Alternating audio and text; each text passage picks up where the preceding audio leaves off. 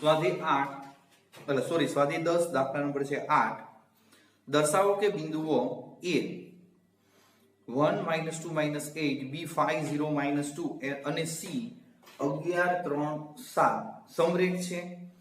તો આપણે જોઈએ કે તમને અહીંયા એમ કીધું છે અને b એ AC રેખાખંડનું વિભાજન ક્યાં ગુણોત્તરમાં કરશે. પહેલા તો આપણે જોઈએ કે બિંદુ આપણે જોઈએ કે ABC લઈ આ સમરેખ છે કે નહીં. પછી બિંદુ A એ 1 -2 -8 આપ્યું છે. પછી બિંદુ B 5 0 -2 આ C 11 3 7 આપેલ છે. હવે જો સમરેખ થવા માટે આપણે જો કે આગળ એક દાખલો આવી ગયેલો છે સમરેખ માટે. તો આપણે જોઈએ કે સમરેખ થવા માટે કોઈ પણ બે બાજુનો સરવાળો તે ત્રીજી બાજુ થઈ જાય તો આપેલ બિંદુ સમરેખ છે એમ કહેવાય. તો પહેલા તો સદિશ AB ગોતવો પડશે. તો B નું સ્થાન સદિશ 5 0 -2 માઈનસ A નું સ્થાન સદિશ 1 -2 -8 આ 5 સોરી ડાયરેક્ટ આપણે જોઈએ કે 5 -1 એટલે 4 0 -+2 -2 -+8 એટલે 6 પછી એ જ રીતે સદિશ BC વેક્ટર BC C નું સ્થાન સદિશ 11 3 7 માઈનસ B નું સ્થાન સદિશ 5 0 -2 11 -5 6 3 -0 3 7 -+2 9 પછી આપણે જોઈએ કે AC તો C નું સ્થાન સદિશ 11 3 આ 7 માઈનસ 1 -2 -8 11 -1 10 3 -+5 2 એટલે 5 7 -+8 7 14 15 હવે ત્રણેયના મૂલ્યો mode AB under રૂટમાં 16 4 36 16 4 plus 36 36 plus 4 40 40 50 56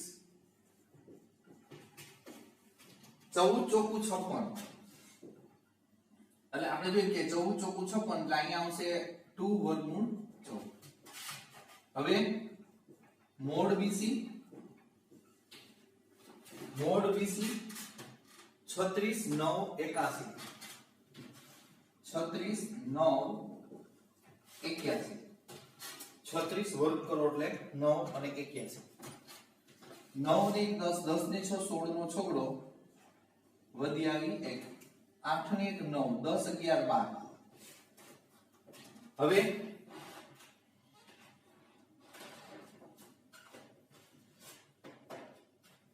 14 ગુણ્યા 9 કરી કદાચ મેળ આવી જશે 9 4 36 નો છગડો વધી આવી 3 9 1 9 10 11 ને 12 એટલે આપણે જોઈએ કે અહીંયા આવશે જો 14 નો આ 126 એટલે 3 √ 14.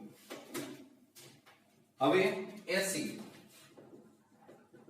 મોડ AC 100 25 225 100 25 અને 225 અહીંયા આવશે તમે વિચારી શકો 100 225 325 350 થશે બરોબર. હવે અંડર રૂટમાં આપણે જોઈએ કે 2 ગુણ્યા 225 2 ગુણ્યા 225 એટલે 250 થઈ જશે 350 સોરી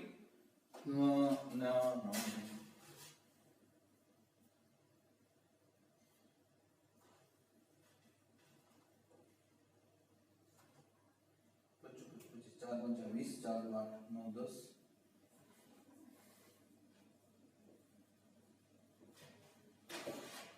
સરવાળો ફરી પાછો ચેક કરીએ.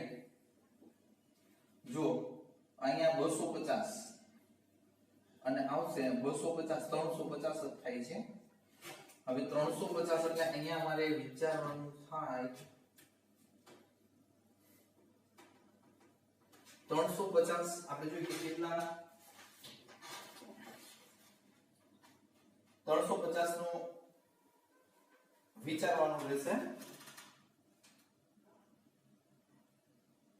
14 ગુણ્યા 25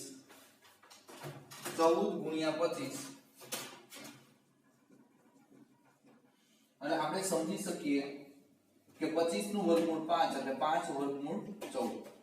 તો અહીંયા તમે વિચારી શકો છો 2 વર્ગમૂળ 14 અને 3 વર્ગમૂળ 14 એટલે 5 વર્ગમૂળ 14 થઈ ગયો એટલે AB વત્તા BC. therefore mod AB સદિશ વત્તા mod BC સદિશ is equal mod સદિશ AC. તો કોઈ પણ બે બાજુનો સરવાળો તે ત્રીજી બાજુ થઈ જાય છે. તો therefore A અલ્પવિરામ B અલ્પવિરામ C એ સમરેખ બિંદુઓ છે. આપણે જે સાબિત કરવાનું હતું એટલે અડધો દાખલો અહીંયા પૂરો થાય છે, અડધો બાકી છે હજી.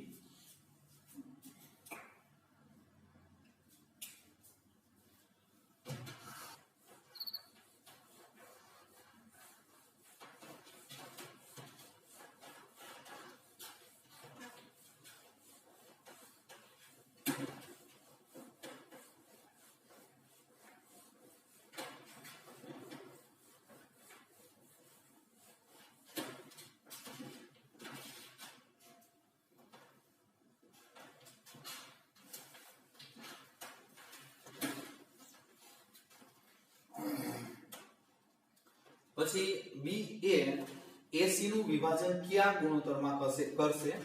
તો પહેલા તો બિંદુઓ સોરી A ભાગ નંબર 2 છે એમાં A 1 2 8 આ B ફરી પાછો લખો ગળી 50 2 અને C 11 3 7 બરોબર. તો આપણે એમ કહી શકીએ કે આપણે જે બિંદુ A નો સ્થાન સદિશ એટલે આપણે એને OA કહી શકીએ. A નો સ્થાન સદિશ O એટલે ઉપર બિંદુ આપણે જોઈએ અહીંયા આવશે. તો આને OA એટલે આને આ ત્રણેય બિંદુને આપણે સદિશમાં ફેરવવાના એટલે I જે કહેવાય ગુણી નાખવાના. I -2 છે -8k.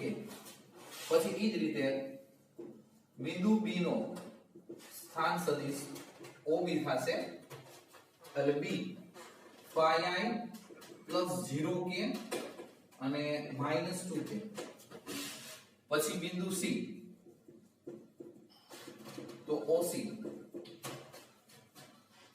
11i + 3j + 7k. હવે બિંદુ B તમને રકમમાં દીધું છે. બિંદુ B એ AC નું વિભાજન કયા ગુણોત્તરમાં કરશે? ધારો કે બિંદુ B એ AC નું m/n ગુણોત્તરમાં વિભાજન કરશે. રેડી? તો બિંદુ B ના યામ therefore બિંદુ B ના યામ અથવા B નો સ્થાન સદિશ એમ કહેવાય. B નો સ્થાન સદિશ બરાબર. હવે જો m પેલું m તો એમાં આપણે જો કે AC નું વિભાજન થાય એટલે C પેલા લેવાનું એટલે C એટલે OC પ્લસ n તો એને ફર્સ્ટ છે એ સેકન્ડ માં જવાનું OA છેદમાં m પ્લસ આ સૂત્ર થઈ ગયું. B નું સ્થાન સદિશ તમારી પાસે છે જો B નું સ્થાન સદિશ 5i + 0k અને -2k. પછી m OC 11i + 3j + 7k plus n OA I -2j -8k upon m plus n। હવે તો અહીંયા આ 5i plus 0k minus 2k હવે m વડે ગુણી નાખો 11m into I 3m into j 7m into k plus ni minus 2nj minus 8nk upon m plus n बराबर 5i plus 0k sorry 0 j આવશે કે થઈ ગયો છે કે બે વખત નો હોય j 0 j અને -2k હવે તો અહીંયા i વાળા પદ સાથે i વાળું પદ લઈને કોમન કાઢ નાખવાના એટલે 11m plus n into I plus n into I so આ બે પદમાંથી 11m અને n I કોમન કાઢને તો 3m minus 2n 3m minus 2n into j बराबर 3m minus 2n into j પછી plus 7m minus 8n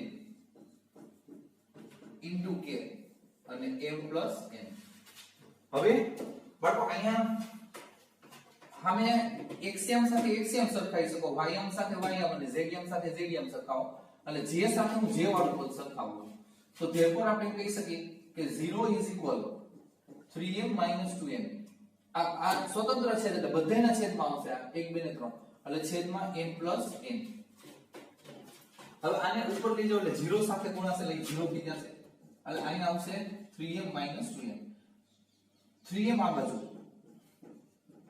આ 2m 3 છેદમાં n છેદમાં આ બાજુ એટલે m upon n is equal 2/3 therefore m is n is equal to is 3 એટલે આપણે જે ગુણોત્તર શોધવાનો હતો એ કમ્પ્લીટ થાય છે છોકરાઓ એક જ દાખલો છે 12 મિનિટ થઈ ગણવા માટે એક જ દાખલા માટે 12 મિનિટ 13 મિનિટ